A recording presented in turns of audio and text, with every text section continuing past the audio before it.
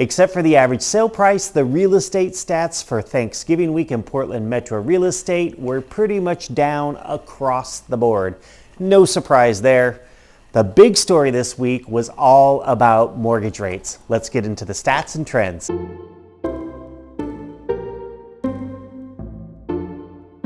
The recent trend we've been seeing with the average sale price is still holding strong.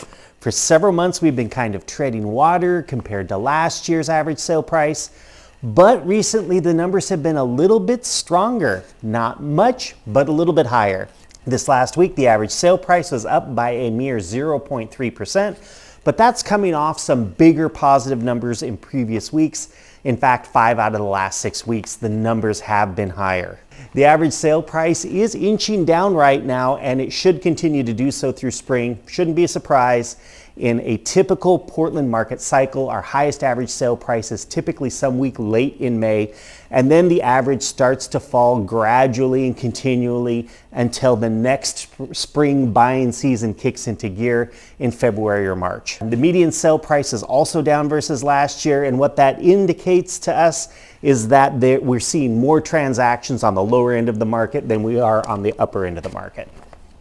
Buyer demand was down. The number of new purchase agreements signed by buyers and sellers was down by 22% from the previous week. Not a surprise, but still a lot better than I was expecting.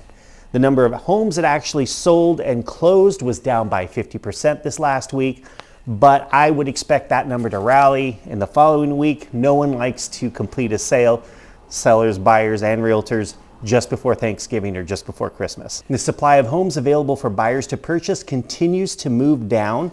Our inventory dropped by 4% in 1 week, but it continues to run higher than last year at this time, 5.4% higher in fact, giving buyers a slight bit more to choose from versus last year at this time. The number of homes that were new to the for sale market dropped by 53% over Thanksgiving.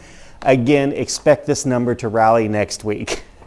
Bank-owned properties inched up by 1, which is what it's been doing for several weeks straight, but we're still below the high of 57 homes that we saw earlier this year. I think it was back in May. In addition to that, the notices of default, which is that first step in the foreclosure process, have been really low these past few weeks, indicating that we probably still don't have a heap of foreclosures waiting for us around the corner.